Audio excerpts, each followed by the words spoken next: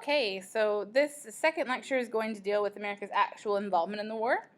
We'll start with mobilization and we'll go through to actually fighting the battles and so on right up until about 1944. We'll go through the sort of victory in Europe day, and then we will wrap up in the last lecture with a talk about how the war affected American society, and then the ultimate end of the war, which is, of course, the dropping of the atomic bomb. So we'll go ahead and get started with this one. Mobilization for the Second World War required an unprecedented amount of coordination between the government, the economy, and the military, even more so than we saw in the First World War, because the second one was a lot bigger for us. The world was different in the 40s than it was in 1917. In order to direct this sort of massive military engine, Roosevelt formed the Joint Chiefs of Staff, who are still an important part of the executive office. They were made up of representatives of the Army, the Navy, and the Army Air Force, which actually gets separated out as a separate branch after the Second World War. The changing nature of modern warfare also led to the creation of the Office of Strategic Services, which was the sort of first incarnation of what is now the CIA. He also established the War Production Board, which would allocate materials, limit production of civilian goods, and distribute contracts. The War Manpower Commission supervised the mobilization of men and women. The National War Labor Board mediated any kind of labor disputes between management and workers. And the Office of Price Administration set very strict price controls in order to check inflation. I don't know if any of you saw in the sort of Mahia newspaper from the war period, whenever we looked at all the primary sources, there was an article in there that was talking about the price of various goods and how they were going down, actually, from 12 points for butter to 9 points for butter, and all those point systems were set by the Office of Price Administration. By late 1942, about 33% of the economy was committed to war production, and whole new industries just sort of appeared as a result of this mobilization effort. Most of our crude rubber supply, for example, was now in Japanese-controlled territory, and so the government built about 50 new synthetic rubber plants, so that by the end of the war, the United States was the largest exporter of synthetic rubber. And so that was an entirely new industry that came up out of the necessity of the war. America also became pretty much the greatest weapons manufacturer in the world. The introduction of prefabrication cut the time needed to build ships and planes and other instruments of war. But all of this breakneck production had its costs. The size and powers of the government expanded as defense spending also sort of mushroomed from about 9% of the gross national product in 1940 to a full 46% by the end of the war in 1945. The federal budget also skyrocketed. It was about $9 billion to $98 billion. The federal civilian employees, the number of federal civilian employees also boomed from about 1.1 million to about 3.8 million by the end of the war. The executive branch, in its sort of role as directing the war effort, grew the most out of all the branches, which led to calling it, especially with regards to Roosevelt's presidency, the imperial presidency, because of the extreme concentration of power in the executive branch. And an alliance was formed between the defense industry and the military, which gained the name the military-industrial complex. And it's even something that we still hear about today, the very close relationship between the defense industry and the military itself. 2/3 of all war production dollars went to the 100 largest firms, which also served to accelerate trends towards economic concentration. and it kind of undid any of the good that still remained from the earlier progressive era, and kind of also undid at least a little bit of the good that we see from New Deal programs with regards to regulating business, as the war sort of crisis kind of pushes all that aside. Overall, the United States spent more than $360 billion to defeat the Axis, which was about 10 times the cost of the First World War. Wartime spending stimulated an industrial boom that transformed the nation from economic paralysis of the Great Depression to a record-shattering productivity of the war era. The federal government poured about $40 billion into Western territories, making it something of an economic powerhouse as well. It was, in fact, the center of a massive aircraft as well as shipbuilding industry. The West and the Southern states saw a lot of building projects going up, which greatly increased the industrialization of those areas. The Sun Belt, stretched from the coastline of the southeast to the coastline of the southwest, was the recipient of billions of dollars spent on building military bases for the needs of the expanding armed forces. Boom times enabled hundreds of thousands of sharecroppers and farm tenants to leave the land for better paying industrial jobs that began popping up around those areas. And while the farm population in the South decreased by about 20% in the 40s, its urban population grew by about 36%. So a lot of those farmers moving to urban areas. Full employment, a longer work week, larger paychecks, increased hiring of minorities and women and the elderly all brought the sort of middle-class standard of living to millions of families all throughout the country. The war years produced the only real significant shift towards greater equality in the distribution of income in the 20th century, and it diminishes quite quickly after the war is over. The earnings of the bottom fifth of all workers rose by 68%, and those in the middle class doubled as a result of wartime production. Large-scale commercial farms prospered, benefiting from higher consumer prices, as well as increased productivity thanks to new discoveries like fertilizers and even more mechanization of sort of farm equipment. Farming became agribusiness, and organized agriculture wielded a lot of power alongside organized labor and big government and big business as far as a government sort of lobbying organization. Organized labor also grew exponentially during the war years. Union membership rose from 9 million to about 14.8 million workers. Even though the National War Labor Board attempted to limit wage increases in order to keep inflation under wraps, salaries and wages more than doubled during this period, and unions managed to negotiate unprecedented fringe benefits for workers, including things like paid vacation and health benefits.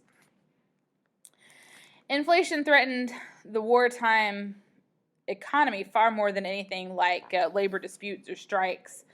The OPA, the Price Administration, constantly battled inflation, fueled by greater spending power combined with a scarcity of goods.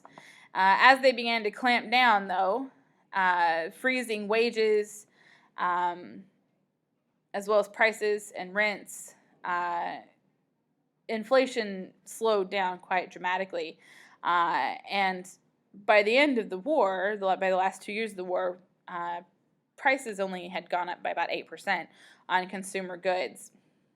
As a result of their efforts, they also instituted very strict rationing in order to combat inflation, but also to conserve materials that were needed that could be redirected to the war effort itself. They rationed things like gasoline, coffee, sugar, butter, cheese, meat, all of your essentials, really. They also used sort of propaganda things like Meatless Tuesdays. They insisted on cuffless trousers because it took less material to make them.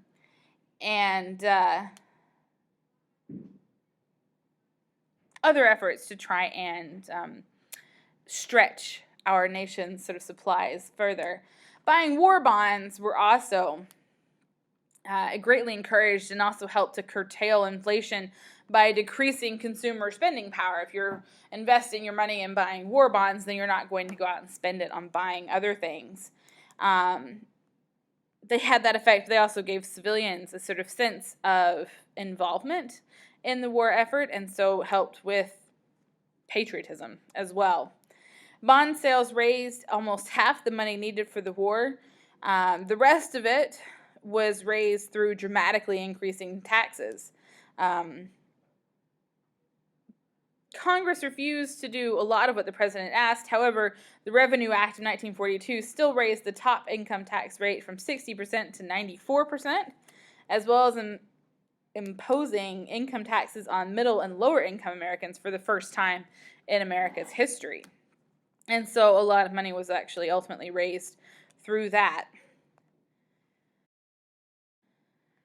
In the same way that the First World War was notable for its technological achievements, the Second World War is also very notable for its scientific as well as technological achievements, which perhaps even outshine the achievements of the First World War.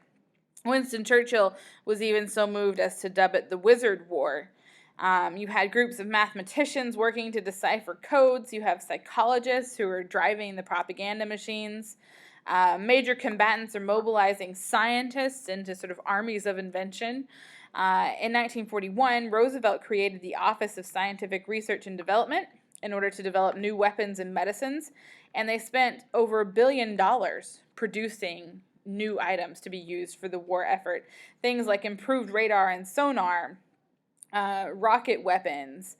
They also funded the development of jet aircraft.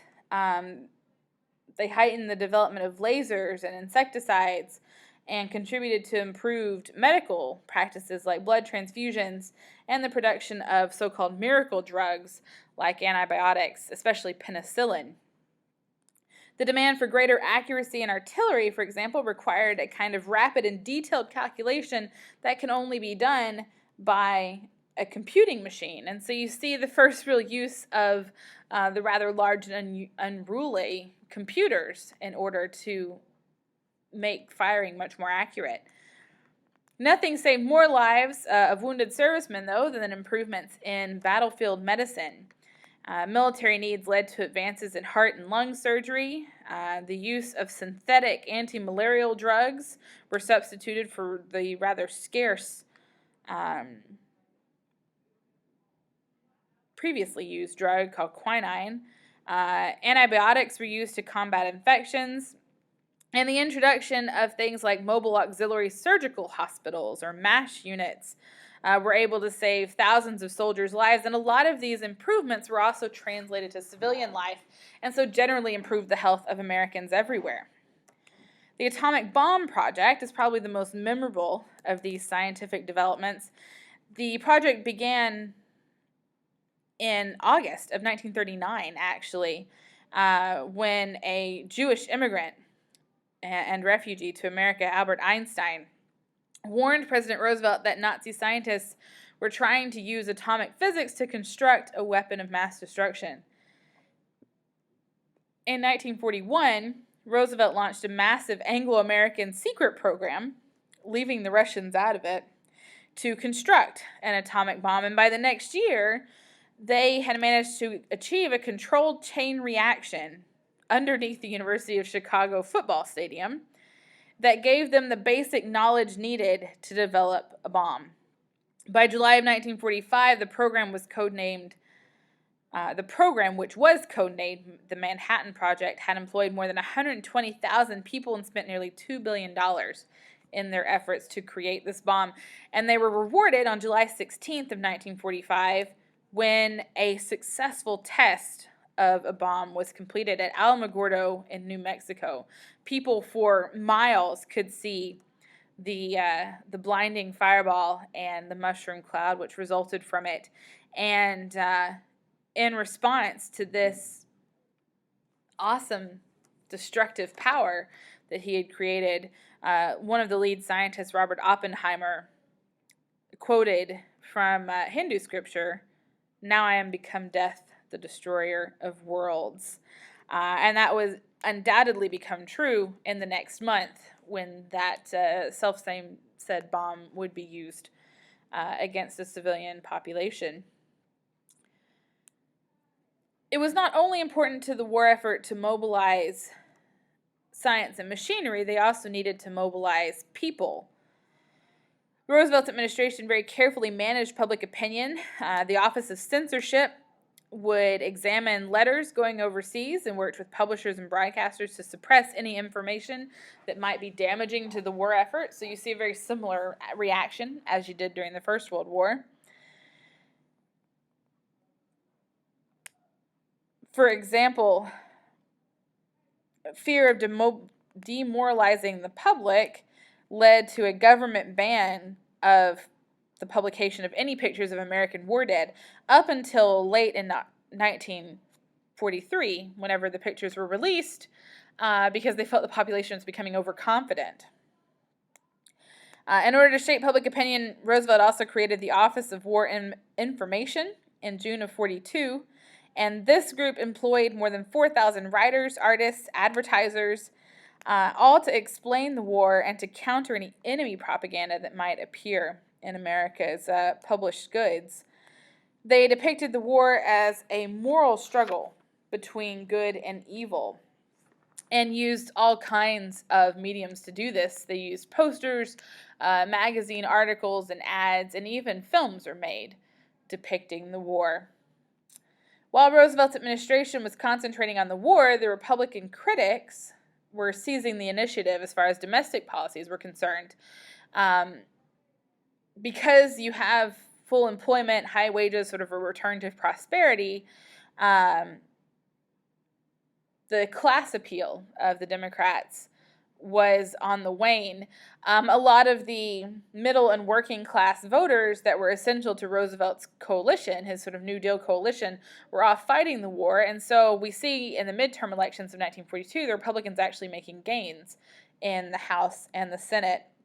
Despite the strength of their sort of critical coalition, the war still managed to expand government and especially executive power to an enormous degree. Here I have some of those examples of wartime propaganda. These ones, much like you would see with the First World War propaganda, also have some degree of kind of guilt or a sort of moralistic aspect to them, I suppose. The first one is encouraging people to buy war bonds. And here you have 3 innocent young American children being threatened by the shadow of the swastika, which is obviously the representation of the Nazis in Germany. And the idea is that if you, by supporting the war effort, you are keeping these children safe from this sort of fascist menace. The other is definitely more directly a guilt trip. You have the government encouraging a lot of Americans to carpool and things like that in order to conserve gasoline. And so this poster speaks to that as well, essentially threatening that when you ride alone, you ride with Hitler. So that by not saving gasoline through carpooling, you're actually helping the Axis cause as opposed to the Allied cause. And that should hopefully be enough to deter anyone from that kind of wasteful use of gasoline. These 3 are also interesting. You have up at the top right, the French workers would warn you that defeat means slavery, starvation, and death. This is essentially a scare tactic. The French had surrendered fairly early on to the Germans as they were overrun fairly early on. And the warning here is that unless we continue to fight, we could end up in the same boat as the French. The one on the left, the rather large one with the woman there, actually caught some flack for this one to imply that that women were particularly susceptible to this. But this one's warning people about being careful about what they say. There was the fear, and in fact it was not an unfounded fear, that there were Nazi spies infiltrating the U.S. How well or how easily they infiltrated is up for debate. Since spies tend to be secretive people generally, and unless they're caught and unmasked, you don't necessarily know they're there. And so this warning is kind of another attempt at fear tactics. The idea that you have to be careful with what you say. If you have a husband or a brother or somebody who's overseas and who's fighting, and they write to you in a letter where they're stationed or something like that, or where maybe they're going, any just sort of careless talk about that could, in effect, lead these people to make conclusions that would give them some kind of edge over our forces. And the sign is actually fairly blunt. The idea that your careless talk is actually killing people, and the idea of them wanted for murder is a pretty strong statement. The last one there on the bottom right is talking about when Americans, when the Japanese took over the Philippines, and American soldiers who were captured there were notoriously treated very poorly. And so the image there is of an American soldier who's sort of beaten and bloodied as a result of that poor treatment. And it's essentially to keep spirits up on the way to the invasion of Japan, which is where we were essentially headed. And the idea is that you don't get to complain about where you work in order to support the war effort, because this man is suffering and dying for you, and so the least you could do is do the job that the nation, that the war effort needs you to do. And so that's a fairly moving image, I should think, as well. And it speaks directly to that. You would see a lot more of these images with the Japanese. I think the Japanese generally got a much harsher treatment in propaganda than did the Germans even, because the Japanese physically attacked us, and so they got it a lot worse as far as propaganda and the bad imagery went. And otherwise loyal Americans of Japanese descent also got it fairly bad because of that same sort of fear or hatred even. All right, so we've talked about mobilization. Now we're going to talk about actually fighting the war. After Pearl Harbor, British and American officials agreed to concentrate on defeating Germany first and then focus on Japan. But they differed as to where they ought to mount an attack against Germany. Stalin was quite anxious to open a second front, so he really wanted Allied forces to land in France, so that's to take some of the heat off of him, because at the moment that all this is being decided, the full brunt of the German army is focused on the Soviet Union, and they are having a really hard time of it. Churchill, however, insisted on clearing the Mediterranean before invading France, and he wanted American aid in North Africa in order to protect the Suez Canal. Despite Soviet protests, Roosevelt ultimately gave in to Churchill's demands, and American troops under General Eisenhower landed in Morocco and Algeria in November of 1942. They pushed eastward, managed to trap the Germans and the Italians being driven westward by the British, and in May of 1943, about 260,000 German and Italian troops surrendered to combined British and American forces.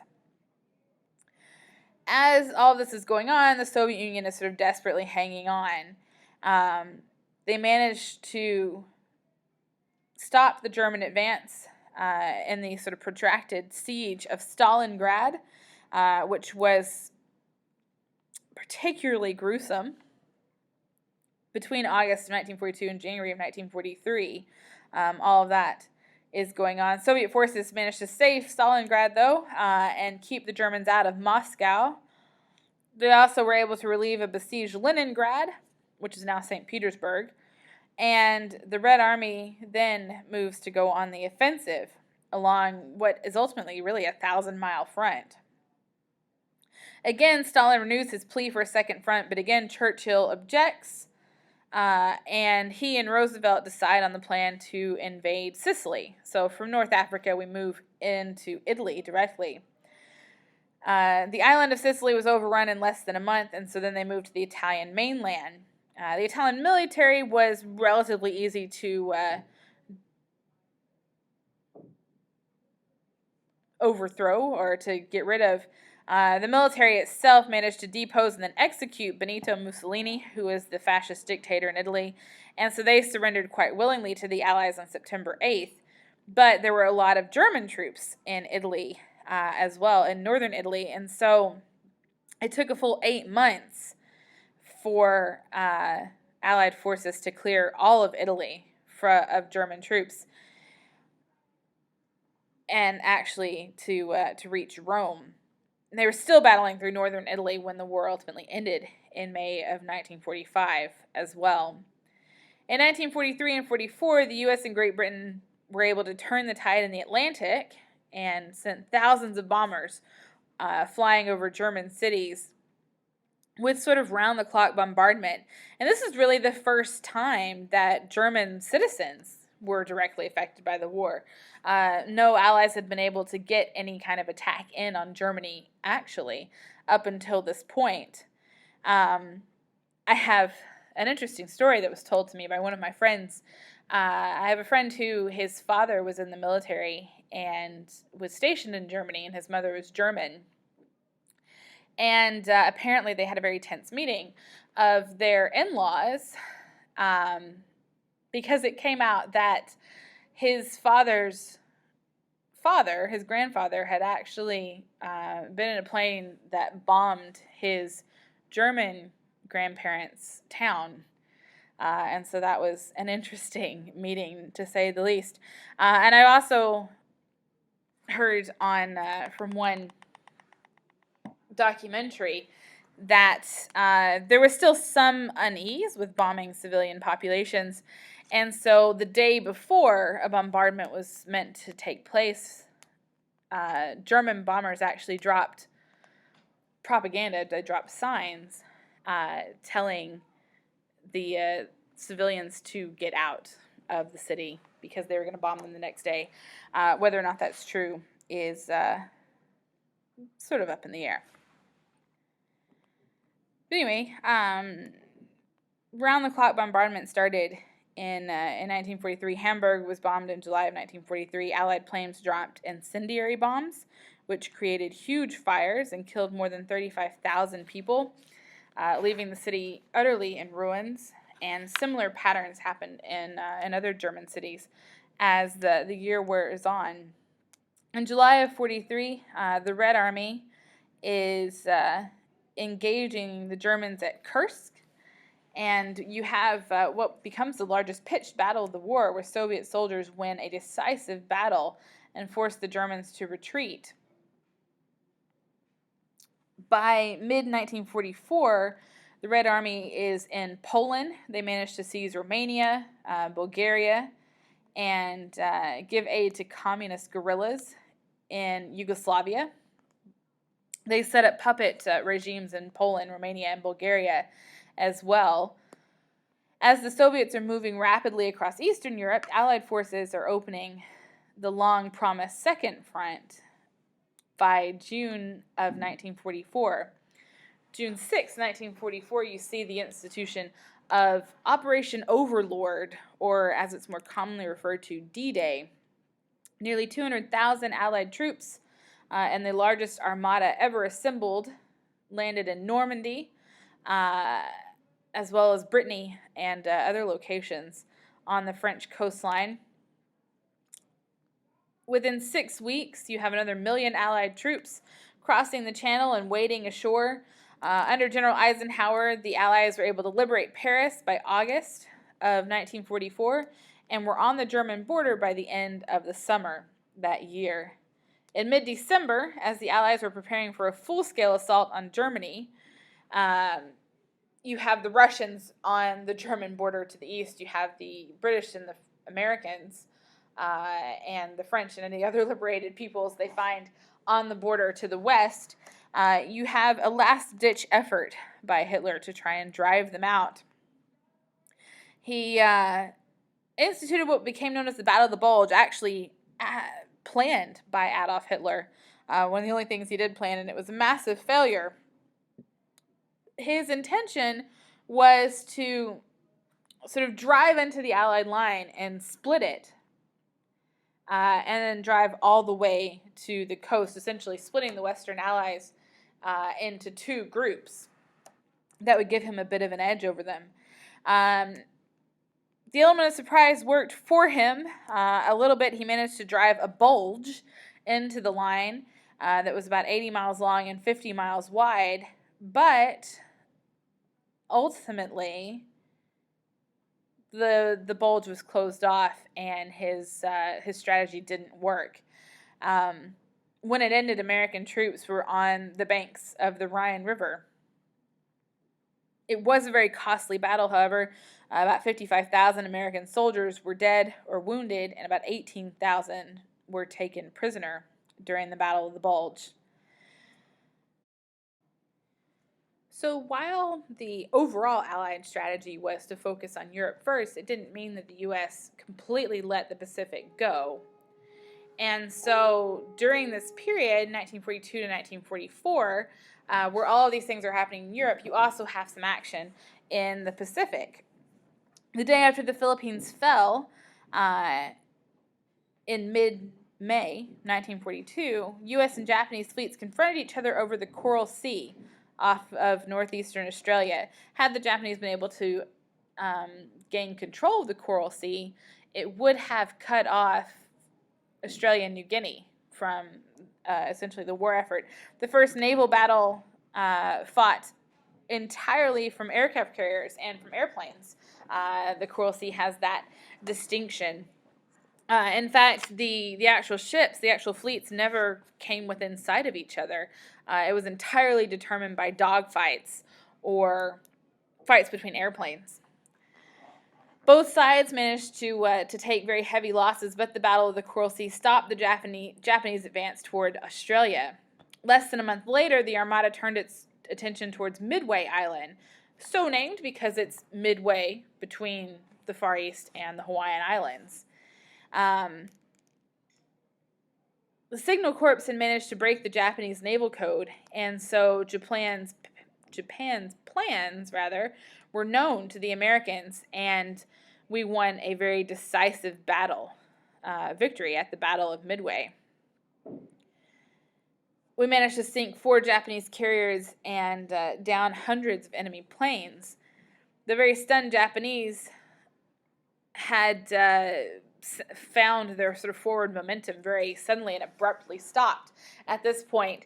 So any movement westward or eastward towards the United States was pretty much dead at this point. And the Japanese now can only really hold on to what they've already managed to conquer. The U.S. now, with the Battle of Midway firmly under our belts, is on the offensive, trying to win back territory from the Japanese. U.S. Marines waited ashore at Guadalcanal and the Solomon Islands in August of 1942. Apart from the rather fierce resistance put up by the Japanese, they're also facing rather debilitating tropical diseases like malaria. It took them a full 6 months in order to take the island, which gives us a rather bitter preview of just the amount of effort it's going to take to ultimately defeat the Japanese on the islands. The United States began a 2-pronged advance toward Japan in 1943. The Army under General Douglas MacArthur would advance north along the islands between Australia and the Philippines, ultimately trying to take the Philippines back. It was something of a personal vendetta for MacArthur. It would have been completely possible to just leave the Philippines, as they weren't strategically absolutely necessary when the objective was the Japanese islands themselves. But MacArthur had lost the Philippines, and so, like I say, a bit of a personal vendetta on his part to take them back. The other part of that two-pronged attack was to go straight up the center and directly towards the Japanese mainland.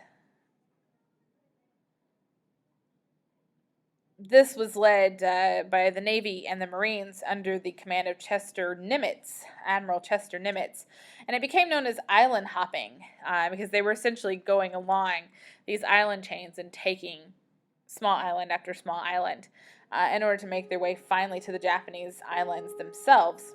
In the fall of 1944, the Navy annihilated what remained of the Japanese fleet at the battles of the Philippine Sea and Leyte Gulf. And so by 1944, we're in a fairly successful position as far as the Pacific Islands go. And in the next lecture, we will finish up with the island hopping strategy and the war in the Pacific. Okay, so we're going to kind of leave the war itself for a moment at the end of this lecture and talk a bit about the alliance between America, Great Britain, and the Soviet Union. It was known as the Grand Alliance. And the kind of intricacies of this partnership sort of sets us up for the Cold War that we go into after the Second World War is ended. President Roosevelt, going into the war, had two main goals. The first was to defeat the Axis at the least possible cost of American lives. And the second was to establish a world order that would be strong enough to ensure peace, open trade, self-determination, all of those sort of things that Wilson talked about in his 14 points as well. He was very much aware that pretty much the only thing that brought the Grand Alliance together was the fact that they had a common enemy. And once that common enemy was gone, it was uncertain as to whether the alliance would survive after that.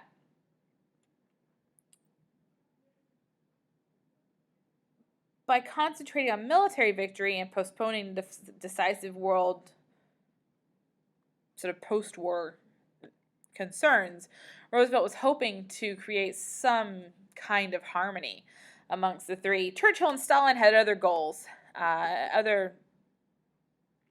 as compared to Roosevelt's. Britain wanted to remain a world power and retain its imperial possessions. The Soviet Union wanted to permanently weaken Germany, as it had sort of twice suffered the sort of military attack of Germany. And they wanted a sphere of influence in Eastern Europe, and especially a buffer zone to keep any sort of future German attacks out of the Russian mainland. Roosevelt arrived in Casablanca in Morocco in January of 1943, where he and Churchill met and made the decision to attack Italy before invading France.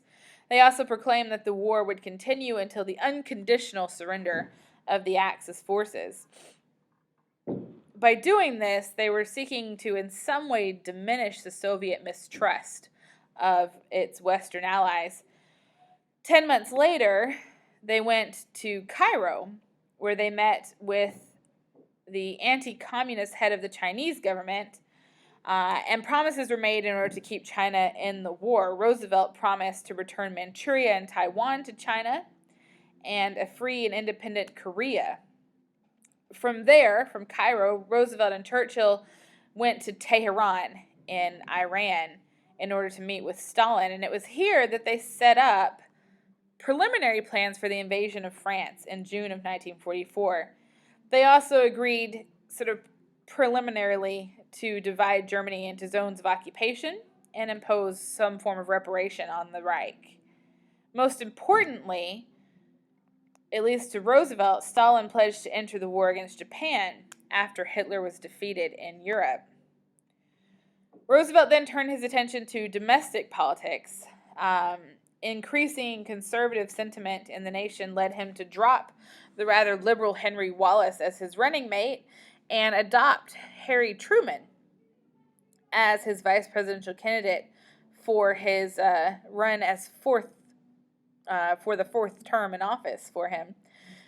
Truman managed to restore some semblance of unity to the Democrats in the 1944 campaign, which focused much more on personalities than it did on issues. Roosevelt was still very popular and so managed to fairly easily defeat his GOP opponent, who was roundly considered to be quite dull. Thomas Dewey was the GOP candidate in New York from New York governor. He did, however, win by his narrowest margin yet. He only won 53% of the popular vote.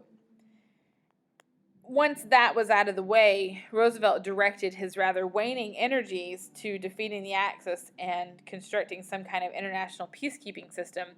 And interestingly enough, Roosevelt knew that his health was poor at this point, but he still made no real effort to include Truman in any of his ideas or plans. And so we end up with a situation, quite interestingly, where Truman is wholly unprepared for the burden that gets sort of dropped in his lap with Roosevelt's rather sudden death in office.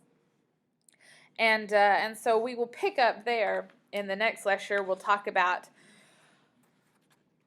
the war for Americans, how it affected the home front, how it affected women, how it affected minorities, and then we will go ahead and end the war as well. We'll talk about the end in Europe, the end in the Pacific, as well as what other sort of provisions are made for the post-war world, which we'll be moving into in the next chapter.